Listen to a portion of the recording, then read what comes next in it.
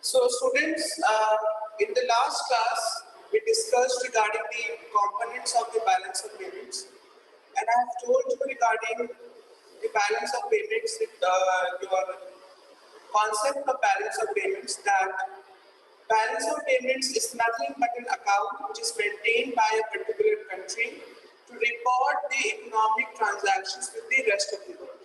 Okay, and it is maintained for a fiscal year, for a financial year. Today we will discuss what are the various uh, balances under the balance of payments. Okay, that means various components that we have discussed in the balance of payments. If we calculate them, what balances they show. Okay, generally, we are here to discuss now the accounting treatments that will happen in the balance of payment account. Although your practical balance of payment is not there in your course, any numerical question will not be asked. Only the pro forma and the various balances are there. Okay. So you can see the heading over here, balance of payments account. For example, I am making for any country, and I have told you it has two sides. Vertically, it is divided into two sides, receipts and payment. Receipts are credited, payments are debited, and horizontally it is divided into two parts, that is your current account and the capital account, which I have shown this side. Okay, I will come on to it, and the capital, because there was no space below to continue, and the other part in which it is divided is your capital account. Now, and I have told you what were the components under the current account and what were the components under the capital account as well. All the components in the structure we have explained in the previous class. Now, let us discuss about first topic, that is a balance of current account. I have told you there are four, in the previous class I have told you, generally we include four components under the current account. We include export imports of goods, that is your visible trade, then export and import of services, that is your invisible trade, and your unilateral transfer receipts and payments, and various income receipts and payments, okay, which are non-trade flows. Okay. So what happens, in order to see each component, in order to calculate each component, okay, in order to calculate the value and the level of each component, various balances are there. The first is your balance of trade. What is balance of trade? You can see that I have only written export of goods and import of goods under the heading of balance of trade. That means the difference between the export of goods and import of goods, that is the tangible goods, is your balance of trade. Whatever value of goods we are exporting and whatever value of goods we are importing, when we take out the difference, when we subtract whatever value we get, it can be a negative value as well, it can be a positive value as well. If our exports are greater than our imports, we will get a positive value, and if our imports are greater than the exports, then we will get a negative value. Okay, we are not here concerned. I'm not talking about the value that we are giving. I'm just talking about the balance, the difference. So whenever we take the difference of export of goods and import of goods, we get the balance of trade, or it is also called as balance of visibles. Then coming on to the next component, that is the export and import of services. So taking the difference between export and import of services, we get balance of services or balance of visibles. When we subtract the value of exports of services from the value of import of services, we get that the B part that I am showing, balance of services or balance of visibles. Alright. It can also be either negative or positive. Then the third component under your third category, under the balance of current account, is your balance of transfers. It includes last two components of the current account: unilateral transfer receipts and payments, and income receipts and payments. When we add up the unilateral transfer receipts and income receipts, and we add up the unilateral transfer payments and income payments, and when we subtract both sides, we will get our balance of transfers. Okay, if we add our unilateral transfer receipts and income receipts, and add our unilateral transfer payments and income payments, and we subtract, we will get our balance of transfers. Okay, so there are three categories, three balances under your current account. First is your balance of trade, when we subtract export of goods by import of goods. Second is your balance of services, when we subtract export of services from import of services.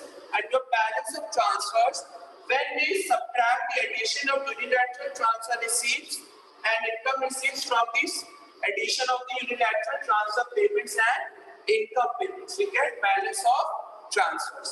So three categories we have got: balance of trade, balance of services, and balance of transfers. Now we can easily calculate the balance of the current account. To calculate the balance of the current account, we should know all three balances: balance of trade, balance of services, and balance of transfers. Okay, you can see this side.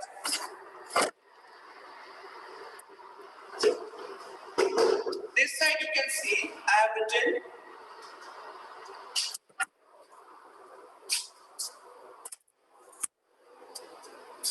written over here that your balance of current account, okay, it is nothing but the addition of balance of trade, balance of services, and balance of transfer. So to calculate the whole balance of current account, we should know the three balances, that is your balance of services, balance of your trade, and balance of transfers. And we will get this balance of current account. And it can either be negative or positive. Remember that always. Okay, your whole balance of current account, it can be either negative or positive. If I'm saying it can be negative or positive, what I'm trying to say that, for instance, if we calculate all the things from the credit side, if you add up all the things on the credit side and you add up all the things on the debit side in the current account, and if your answer is coming that your credit account, the value of the credit account is greater than your debit side, the value of your credit side is greater than the debit side, that means whatever capital inflow is happening in the current account, it is more than the capital outflow happening in the current account, capital outflow happening from the current account. So this situation where your credit side is more than the debit side in the current account, it will lead to surplus in the current account. Surplus, that means we will be having more foreign exchange because we have received more foreign exchange and we have paid less foreign exchange. So my account will be in surplus. Okay, हमारे पास ज़्यादा बचा हुआ. And if the opposite situation happens, if my debit side of current account is more than the credit side, then my balance of current account or my current account will be in deficit situation. Deficit मतलब जो घाटा होता है, it will be in deficit situation. So remember these two things. We have calculated balance of current account. How we have calculated? By calculating the balance of trade, balance of services, and balance of transfers. When we add up, we will get balance of current account. It can be either negative or positive. If we get a negative value, then my balance of current account is in deficit. If I get a positive value, then my balance of current account is surplus. Okay. And remember that your balance of trade and your balances of services, whatever flows are happening in balance of trade and balance of services are known as the trade flows. Okay, because it is the effect of whatever trading of services and goods are happening. And the transfer of unilateral payments and receipts and your income receipts and payments are known as non-trade flows. Okay, because no trading is happening, but income is being received and paid. Money, foreign exchange is being received and paid without any trading. That is why your balance of transfer is called your non-trade flows. Whereas in case of your balance of trade and balance of services, it is the effect, it is due to the trade of goods and services. The foreign exchange is received and paid. That is what is known as trade flows. Okay. After this, my current account will be ended, and coming on to the capital account now. So draw this in continuation. Okay, whatever I am going to show you this side, draw it in continuation.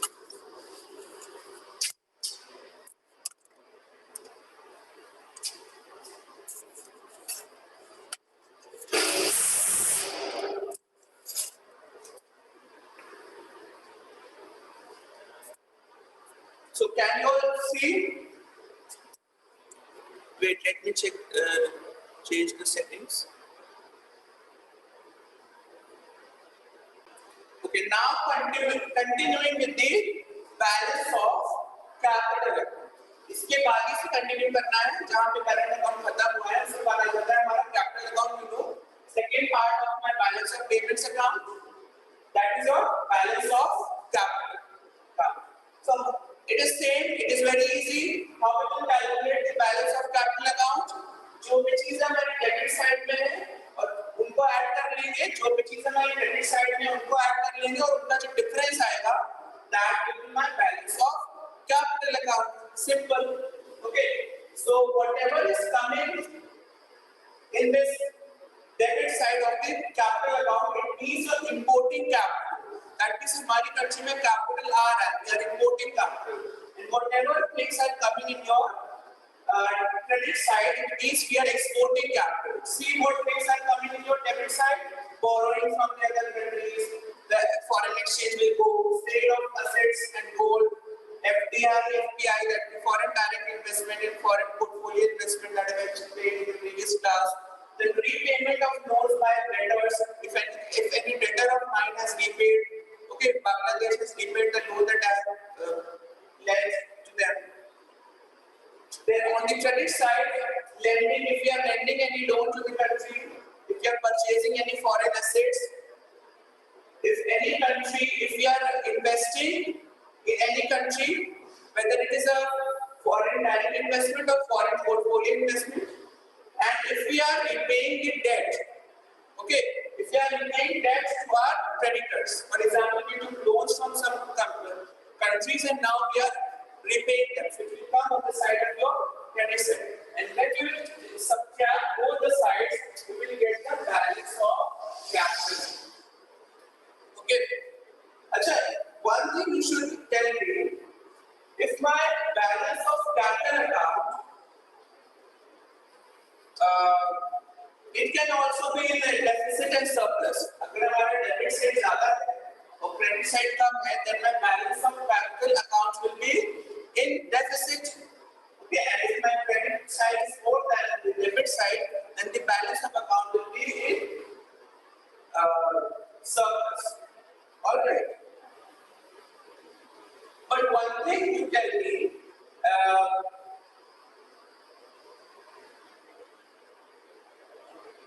so whatever these four transactions I am showing you: borrowing, borrowing and lending, sale of assets and purchase of assets, FDI, FPI, made or received, then repayment of loans made or received. These capital flows are known as autonomous capital flows. Autonomous capital flows. What are the autonomous capital flows? Which are done for any objective, okay, for making income or profits, okay. All the things are done, all the four transactions are done for making any sort of income or profit. These are called autonomous capital flows. Autonomous capital flows means these are not determined by some other thing. Okay, it keeps on happening. These transactions keep on happening between different countries. Okay. After that, in the last, you will see the last part of our balance of payments account. Accommodating capital flows. This we have not discussed that day. Your first part is your balance of current account. The first part of balance of payment is your balance of current account. The second part of balance of payment is your balance of capital account. And the third part of your balance of payment is accommodating capital flows. What are accommodating capital flows? For example, now we are in the situation of knowing what the balance of payments are. Okay, अगर हमें पूरे account का balance निकालना है तो हम क्या करेंगे? अपने करंट अकाउंट और कैपिटल अकाउंट दोनों का क्रेडिट साइड ऐड करेंगे और अपने डेबिट साइड में भी कैपिटल और करंट अकाउंट का ऐड करेंगे और उनका डिफरेंस देखेंगे.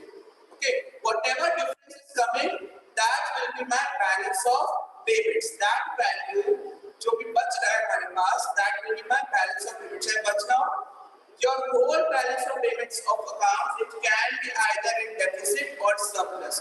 अगर हमारे पूरे balance of payments का side, if I am talking about the debit side of balance of payment, then remember I am talking about the both capital and credit, capital and current account of balance of payment. Okay, and if I am talking about the debit side of whole balance of payment, then I am taking into account both my current account as well as my capital account of balance of payment. Okay, so what is balance of payment then? If I get the balance of current account, if I get the balance of current account and the balance of capital account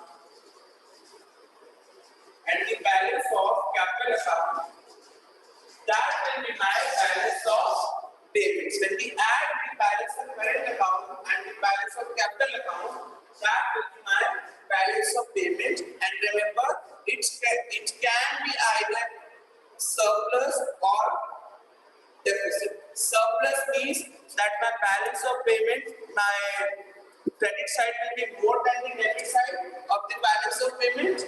That means हमारे पास capital आ ज्यादा रहा होगा, हमारे पास foreign exchange आ ज्यादा रहा होगा और जा कम रहा होगा. ऑलराइट, एंड अगर हमारा बैलेंस ऑफ पेमेंट डेफिसिट में है, दैट मींस हमारा डेबिट साइड ज्यादा है बैलेंस ऑफ पेमेंट का as compare to the credit side, क्योंकि हमारे पास से फॉरेन एक्सचेंज रिजर्व जा ज्यादा रहा है, आ कम रहा है. That will be my deficit in the balance of payment account.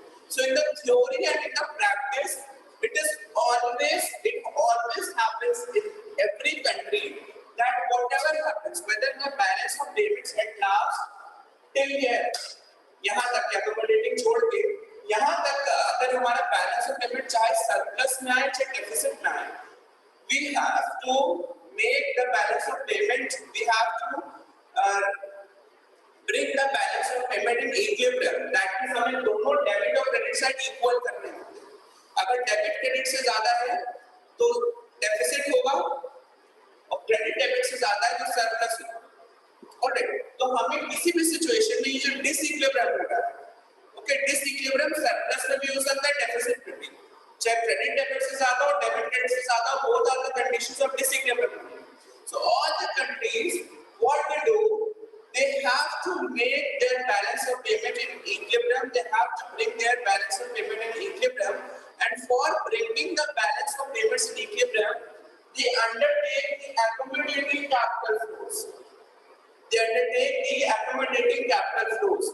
What is the objective of accommodating capital flows? It is done in order to bring the balance of payment in equilibrium. For example, my debit side of balance of payment is greater than the credit side. हमारा debit side ज्यादा है और credit side कम है, तो हमें balance करना है अगर, तो हमें क्रेडिट साइड में उतना ही अमाउंट लाना पड़ेगा. ओके, हमें क्रेडिट साइड में उतना ही अमाउंट लाना पड़ेगा अगर हमें बैलेंस करना है. तो इसको हम कैसे बैलेंस करेंगे? We can borrow from some other country. हम किसी कंट्री से borrow कर लेंगे, सिर्फ अपने बैलेंस ऑफ पेमेंट अकाउंट को इक्विलिब्रियम में लाने के लिए. ओके, या अपने कोई असेट्स वो सेल करेंगे, एनीथिंग वी कैन डू, या कोई अपने लोन को नहीं पे करेंगे, just in order to break the my balance of payment in equilibrium. यही अपोजिट सिचुएशन हो सकती है, if my credit side is greater than my debit side, that means हमारे पास ज्यादा फॉरेन एक्सचेंज आ रहा है, हमारा क्रेडिट साइड ज्यादा है और डेबिट साइड कम है, दैट मींस हमें डेबिट साइड अपना बैलेंस बढ़ाना पड़ेगा अगर हमें बैलेंस ऑफ पेमेंट से इक्विलिब्रियम में लाना है। तो हम किसी कंट्री को कुछ लैंड कर सकते हैं पैसा, ओके, या कुछ गोल्ड या एसेट्स परचेज कर सकते हैं, so that the balance of payments comes in equilibrium. So चाहे सरप्लस की सिचुएशन हो